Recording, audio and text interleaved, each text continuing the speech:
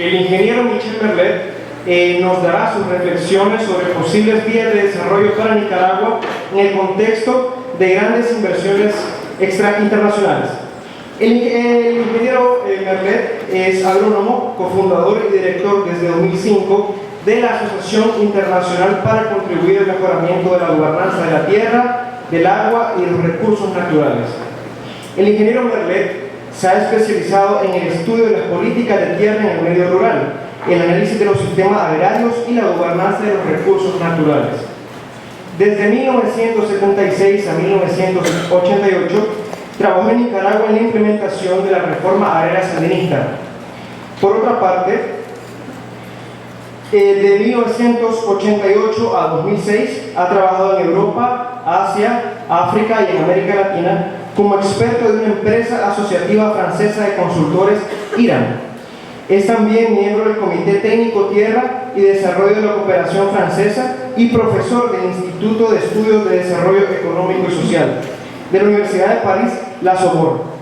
Además, contribuye frecuentemente en varias instituciones educativas en Francia y en otros países. Es un gran honor y un gran placer para mí estar con ustedes hoy y agradezco por supuesto a la Academia de Ciencia, Instituto de Historia y la UCA de haberme invitado. Yo voy a hablarles de un tema que no he estudiado directamente, pero eso es la regla general del trabajo de nuestra asociación, que es de tratar de dar luces sobre algunos de los fenómenos que ocurren a nivel mundial, haciendo comparaciones entre diferentes países. Entonces no se extrañen si le hablo de varios países y si hago referencia a Nicaragua, pero sin centrar toda mi exposición sobre Nicaragua. Ahora, para cambiar, ¿cómo se empieza con eso? Ahora, yo escogí... ¿Cómo es? Yo escogí de centrar mi charla sobre dos preguntas únicamente, porque 20 minutos es muy corto. Entonces, la primera pregunta es: ¿quiénes se beneficiarán con el proyecto o con los proyectos que están ligados con el Gran Canal Interoceánico? Y la segunda pregunta que me pidieron abordar es: ¿cuáles son los esquemas, las vías de desarrollo que son posibles o que serían posibles para Nicaragua? ¿Y cómo se inserta el plan, el proyecto del Canal dentro de estas posibles vías? Entonces, veamos primero la primera pregunta: ¿quiénes se beneficiarán con él o con los proyectos? En la Asociación de Acter trabajó con diferentes marcos institucionales sobre grandes inversiones. La primera cosa que quisiera decir es que la palabra inversión es una palabra que engaña mucho. O sea, al inicio la inversión venía, en español se cambió la palabra, era investir, que quería decir revertir. Poner una ropa que le daba cierto poder a uno. Después, el sentido como lo conocemos de poner dinero, capital, para poder tener un retorno sobre este capital, aparece en Inglaterra con la palabra investment, en el siglo XIX e inicio del siglo XX con el nacimiento del capitalismo. Es una evolución muy importante, pero hoy se habla de inversión tanto para inversiones capitalistas como para inversiones públicas, incluso para inversiones de actores que no son capitalistas y que no son públicos tampoco, como son los productores campesinos, por ejemplo. O sea, hay dentro de todo esto una mezcla una confusión muy grande, ¿no? O sea, de hecho, en cada inversión hay una parte de especulación sobre el futuro. O sea, nunca se sabe lo que va a pasar, pero no siempre esta especulación es mala. Otra cosa importante que hay que tomar es que los recursos naturales, de hecho, son algo diferente de lo que es un capital o una mercancía. La tierra no puede ser manejada como un capital normal. Y de hecho, algunas inversiones pueden implicar la privatización de bienes comunes. Paso muy rápidamente sobre estas diferentes cosas para llegar directamente a la pregunta central, que es: ¿cuáles son los objetivos de los inversionistas privados y cuáles son los objetivos del Estado? O sea, los objetivos del inversionista privado es de maximizar el retorno sobre la inversión que hizo. Eso No hay más que eso. Eso es el objetivo. Cuando uno invierte es para tener un retorno mayor, lo mayor posible sobre la inversión que hizo. El objetivo del Estado, los objetivos del Estado, en particular a nivel aquí del gobierno de Nicaragua, es de desarrollar el país, es el crecimiento económico, es crear empleos, es disponer de recursos para poder mejorar el manejo ambiental que se da en el país. Esas son algunas cosas que retomé de varias declaraciones. Entonces, la pregunta realmente es de saber si el interés del inversionista siempre coincide o no con los intereses de la sociedad en su conjunto.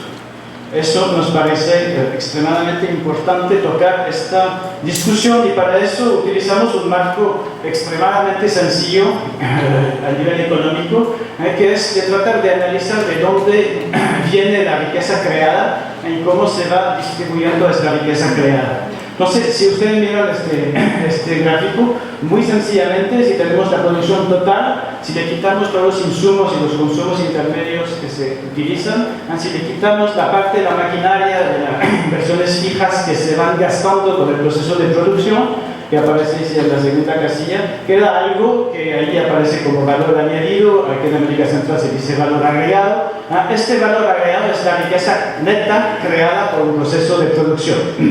Este valor agregado se va distribuyendo, si tomamos la columna de la derecha ahí, se va distribuyendo entre una parte del valor que sirve a remunerar, a pagar los que pusieron el capital. Una parte también sirve a remunerar los bancos a través de los intereses. Otra parte sirve a pagar la gente que puso la tierra, a través de alquileres, por ejemplo, o de otras formas de pago de la tierra. Otra parte sirve a pagar los impuestos y otra parte sirve a pagar salarios de los trabajadores. Entonces, esto es el marco conceptual simplista, sencillísimo que estamos utilizando para hacer los análisis que les voy a presentar más adelante. Esto no quiere decir que los precios que se están utilizando en estos diferentes esquemas sean necesariamente los precios mejores.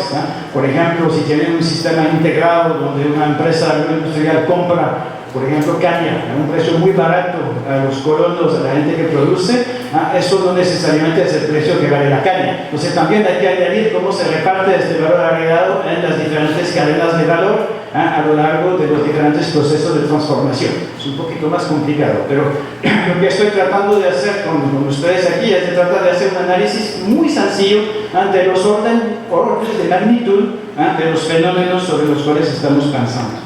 Entonces, hemos tenido la posibilidad en ACTER, a través de estudiantes, de profesores universitarios que son miembros de la red, de hacer una serie de estudios sobre las grandes inversiones agrícolas que se están haciendo en el mundo.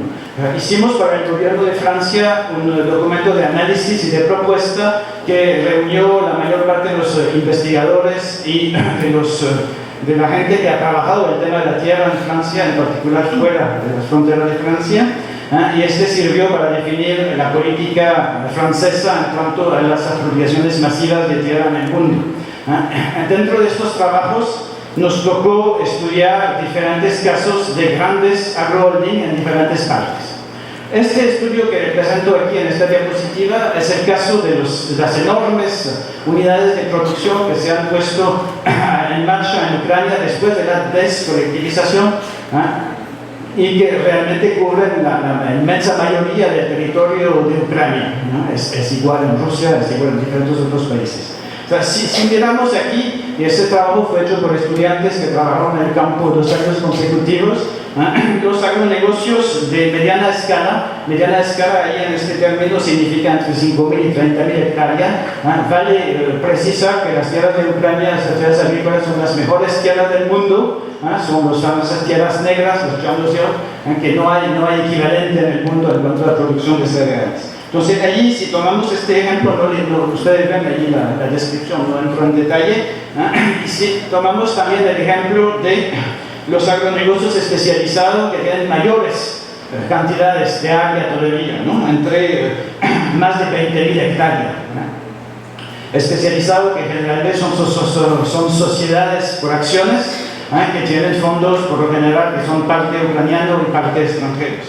Si miramos cómo se distribuye este valor agregado a nivel de estas dos grandes unidades, dos grandes conjuntos de empresas que son consideradas como muy eficiente y muy productiva. O sea, vemos que es una gran sorpresa que de hecho el 80 al 90%, para ponerlo en la cifra más redonda, del valor agregado creado sirve a pagar los dueños del capital, que es una proporción gigantesca, que solamente el 3 al 10% del valor agregado de la riqueza creada sirve a pagar los salarios, los trabajadores de estas diferentes empresas.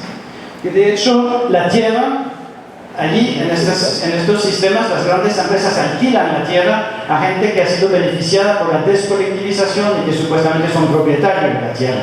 O sea, este pago de alquiler cubre de 7 al 9% del valor agregado, que es extremadamente bajo.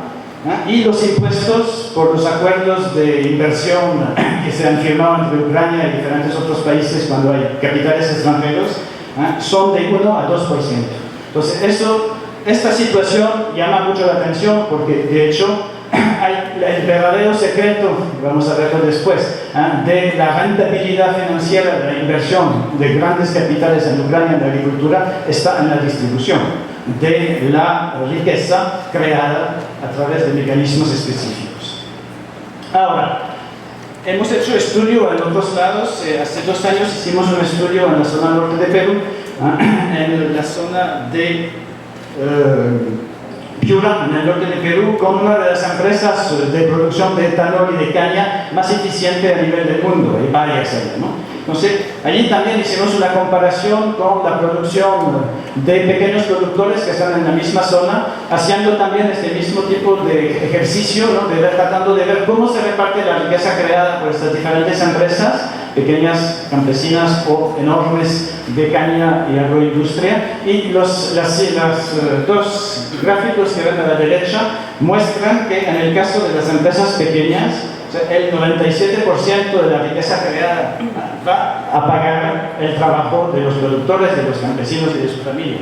En el caso de la agroindustria, de la empresa, el 56% va a pagar los dueños del capital, y más o menos el 41% sirve a pagar impuestos o casi impuestos que ha obligado a las empresas a pagar el gobierno peruano, ¿no? De hecho, solamente el 3% sirve a pagar el trabajo. Entonces, estas empresas muy modernas que tienen toda una comunicación sobre el hecho de hacer un trabajo ecológico, que no dañan el medio ambiente, que hacen un uso óptimo del agua, tienen una política de comunicación también muy basada sobre la responsabilidad social de estas. Tienen diferentes certificaciones internacionales, y por todo lado ven enormes afiches donde muestran que ellas contribuyen al desarrollo de la región, al desarrollo de esta zona rural y urbana. De hecho, la parte del capital que afecta a esta responsabilidad social es el 0.004% del conjunto de la riqueza creada. Yo voy después con un esquema, un ejemplo tomado en Nicaragua, en el estudio que se hizo el año pasado, y allí podría haber presentado exactamente las mismas gráficas, ¿no? Las mismas gráficas en el caso anterior, pero allí quise mostrar que también hay una cuestión de valor absoluto de la riqueza creada por hectárea, que es muy diferente según los tipos de producciones. Lo que se estudió es la zona de Chinandega, con el ingenio Monterosa y diferentes producciones campesinas articuladas al ingenio. O sea, ustedes ven en el gráfico que la parte roja allí es la producción neta de valor agregado por hectárea por la agroindustria azucarera, y las otras columnas son las producciones campesinas. O sea que, por un lado, la producción de eso podríamos haber hecho el mismo gráfico en los dos casos anteriores, en Perú o en Ucrania. O sea, la producción campesina siempre produce muchísimo más valor agregado por hectárea que la gran empresa agroindustrial.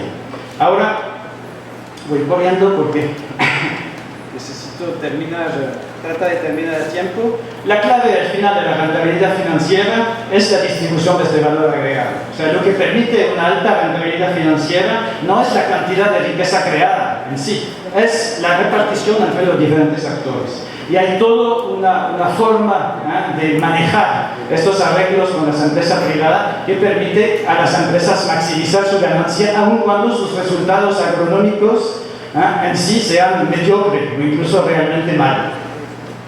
Entonces esto podría desarrollar mucho más la columna que está a la derecha, pero voy a pasar rápidamente. Dentro de estos mecanismos, en particular a lo largo de la cadena de valor, el papel de los paraísos fiscales, de los cuales las Islas Caimán es un ejemplo muy notorio, ¿verdad? O sea, es un ejemplo muy conocido de cómo se va evadiendo impuestos, incluso cuando hay impuestos que afectan a esas diferentes producciones. Eso se conoce muy bien, pero no voy a insistir sobre eso. Ahora, lo que hemos aprendido en estos diferentes estudios es que al final la eficiencia de las inversiones privadas viene en gran parte de la capacidad de apropiarse rentas que no provienen directamente del trabajo, que pueden provenir de situaciones geográficas, en el caso del canal es el hecho, lo que pueden provenir de una calidad particular de los recursos, del suelo, o que pueden venir también de políticas públicas. Ahora, otra cosa que aprendimos es que lo que se negocia al inicio en los contratos, y eso lo vimos en un estudio reciente que hicimos con la cooperación francesa, no necesariamente tiene que ver con lo que se piensa que se va a poder producir. A mí me tocó estudiar un caso de una empresa noruega en Ghana que negoció con jefes tradicionales de la tierra 400.000 hectáreas para producir jatropha, o sea, biocombustible. Al final negociaron 400.000 hectáreas durante 50 años, renovable 25, y produjeron menos de 10.000. Pero de hecho tratan de obtener la mayor posibilidad de poder desarrollar sus negocios y en función de lo que logran conseguir, lo hacen o no lo hacen. Como generalmente no hay ningún castigo, si no ejecutan lo que se comprometieron a hacer, no tienen nada que perder en pedir todo el país. Si se los dan, está mejor, y si no, pues no importa. Si no lo logran utilizar, no importa. Ahora, otra cosa importante es que de nada sirve tener la propiedad de la tierra.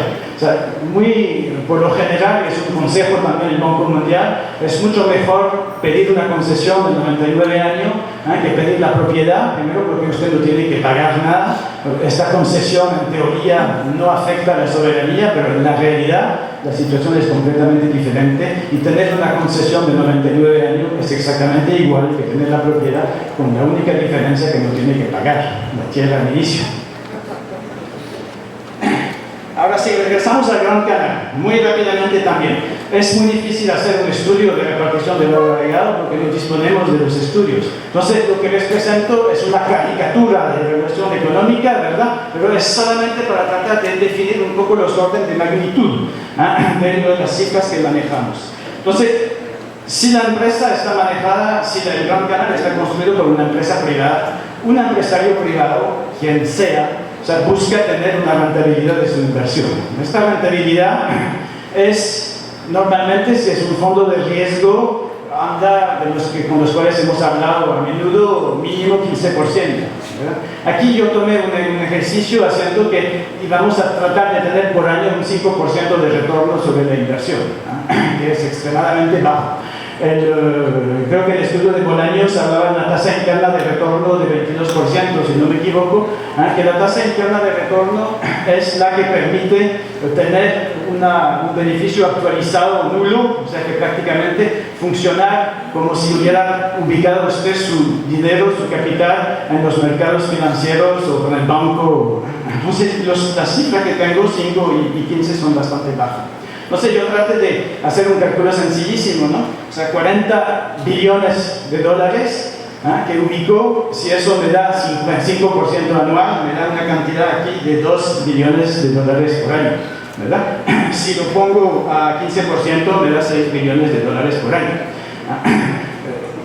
Ahora, si estoy tratando de estimar la parte que le toca al Estado de Nicaragua, son los 10 millones anuales, eso es fácil, incluso no haciendo caso de los defalcos que se pueden hacer, supongamos que se debe los 10 millones enteros. Y después trato de valorar la parte de la mano de obra que ha sido mencionada o en el funcionamiento del canal yo tomé algo un poquito más alto que lo que decía la propuesta de Bolaño. Tuve una primera hipótesis de 30.000 trabajadores, con un salario un poquito más que el salario mínimo, $3.600 por año, me da 108 millones de dólares. Y tomé una hipótesis alta con 200.000 trabajadores trabajando, que me da un total de 700 millones de dólares. No sé cuánto de valor agregado va a servir a pagar los expertos extranjeros que van a venir, o los obreros chinos o los obreros de otro lado que van a venir. Esto no está incluido, pero considero que eso no le interesa tanto al país. Y hago la repartición y trato de ver cuál es la parte de todo el valor agregado mínimo que le interesaría a la persona, al inversionista o a los inversionistas que le va a tocar al país. Y aquí es muy interesante. O sea, en el primer gráfico azul allí es la hipótesis baja, 5% y solamente 30.000 trabajadores. Y de hecho es el 94% de todo el valor agregado que le toca al inversionista, y el resto se comparte entre el pago de los trabajadores y lo que va al Estado. En el segundo gráfico aquí es el 89% que va a pagar, que va al inversionista, y es el resto, ¿verdad?, que se reparte entre trabajadores y Estado. Eso no toma en cuenta la repartición de acciones, las tasas de acciones, solamente es una idea que trata de tener un acercamiento muy aproximativo a los órdenes de magnitud. Entonces aquí se ve que de hecho la cuestión de público y de privado se plantea con toda su importancia, ¿no? O sea, realmente yo creo que hay que preguntarse quién se va a beneficiar de esto, y las cifras parecen indicar que incluso por una inversión tan grande como esta de 40 o 50 billones de dólares, o sea, realmente tiene que haber una repartición completamente desigual entre el inversionista y el país y los trabajadores. Ahora me toca, ¿ya terminé? 3 minutos. Bueno, ya pasó lo que me había dicho Jorge que iba a pasar, que no iba a tener suficiente tiempo para terminar. Entonces, tratemos de ver un poco los grandes escenarios posibles de desarrollo para Nicaragua. Hace 13 años me tocó hacer una misión donde trataba de ver cómo se podía ayudar a la cooperación europea, a ayudar al gobierno de Nicaragua a salir de la pobreza, y había tratado de estudiar 3 grandes escenarios: uno de situación de business as usual, ¿no? O sea, sin cambiar nada, integración del mercado mundial sin protección; una parte que era la cuestión del canal, ¿no? Y una parte que era un desarrollo endógeno como base agrícola, como base del desarrollo económico nacional. Este tercer escenario es el escenario que utilizó Europa, es el escenario que utilizó China también en su desarrollo, ¿no? O sea, China no construyó su desarrollo sobre la base ni de exportaciones masivas de productos agrícolas, ni de proyectos de inversión afuera, ¿no? O sea, China se construyó sobre una reforma agraria muy fuerte y sobre la posibilidad de acumular a través de un proceso largo, pero sobre sus fuerzas internas. Entonces, sí, aquí no voy a entrar en detalles, pero esta cuestión de la integración sin protección al mercado mundial, ustedes conocen perfectamente bien esta situación de Nicaragua desde hace varios años. De hecho, si el gobierno de Nicaragua hoy intenta construir el canal, es porque esta situación actual no es sostenible, que va tarde o temprano a transformarse en una situación desastrosa para el país. No detallo, porque si no me pasaría mucho más tiempo, ¿no? Pero una de las cosas fundamentales de este esquema es el bajo costo de la fuerza de trabajo, que permite que de hecho la mayor exportación de Nicaragua sean los pobres y los trabajadores afuera, de diferente manera. Entonces esto es la situación que de hecho lleva a proponer otra solución. La solución del canal, de hecho hay diferentes escenarios. Cuando había hecho la proyección hace 13 años, no me había imaginado, no tenía idea de cómo se hacían esas inversiones con grandes capitales afuera. Había pensado que el canal podía ser construido por Nicaragua. De hecho, quien es dueño del proyecto tiene mucho que ver en la creación o no de un mercado interno y cómo se distribuyen los ingresos, los resultados beneficio adentro. Entonces, allí, esta situación de hecho presenta una serie de ventajas, la posibilidad de aprovechar esta situación geográfica excepcional de Nicaragua. No es por casualidad que tienen 100 años de que la gente está soñando con esto. Sin embargo, tiene también un montón de riesgos, y uno de los riesgos importantes, tal vez sobre eso quisiera terminar, es sería el hecho de combinar la situación de la construcción del canal con la situación del business as usual, sin cambiar nada del funcionamiento. Entonces eso tendría consecuencias muy graves y de hecho pienso que es sobre esto que hay que reflexionar. Entonces, la tercera vía, la vía olvidada, es la vía que usamos nosotros en Europa, a excepción de Inglaterra, que hizo otra cosa. Es lo que se usó también en muchos otros países, en particular en China, ¿no? Y ahí está descrito, eso se lo voy a pasar después más adelante, tampoco entro en detalle, pero allí hay cosas muy diferentes, ¿no? Ahí se trata de aprovechar la capacidad de crear riqueza de la gente, en particular de los productores pequeños. Se trata de controlar, de regular los mercados para que realmente los mercados puedan afectar los recursos a los que sí son más interesantes para la sociedad.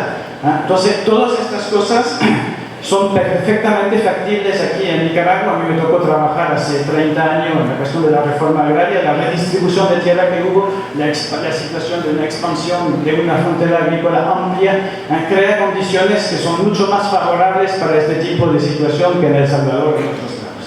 Entonces, termino, ¿verdad?, con esta conclusión allí, que voy a terminar allí.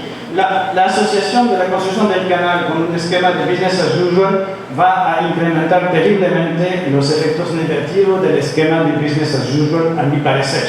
Y en particular por esta gigantesca diferencia entre los beneficios que sacarían los diferentes actores. De hecho, me parece que a pesar de que eso sea muy frecuente en el mundo, o sea, no hay posibilidad de construir una economía a partir de basado sobre grandes empresas que solamente en el discurso son muy eficientes, y dando subsidios para los pobres para compensar todos los efectos negativos de la política económica que se tiene. Esto no da la impresión que está funcionando en varios países, pero tarde o temprano, y más temprano que tarde, va a terminar quebrándose, incluso en los grandes países que lo han experimentado.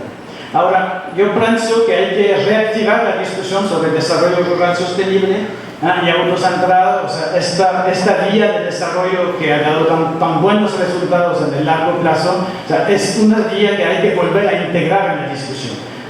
Si el canal se hace con todos los problemas ecológicos, ahí no me meto, no soy ecólogo, soy medio agrónomo, pero medio economista, pero todo eso fue expuesto antes, ¿no? O sea, fuera de todo esto, que sin embargo son problemas muy reales, o sea, la cuestión social y económica también es extremadamente importante. O sea, no es porque se va a construir el canal que se va a resolver la situación del desarrollo del agro, y realmente hay que tratar de ver si acaso se construye, cómo se articula con políticas de desarrollo rural que realmente permitan beneficiarse de las ventajas de los pequeños productores. Ahí me termino y no me paso la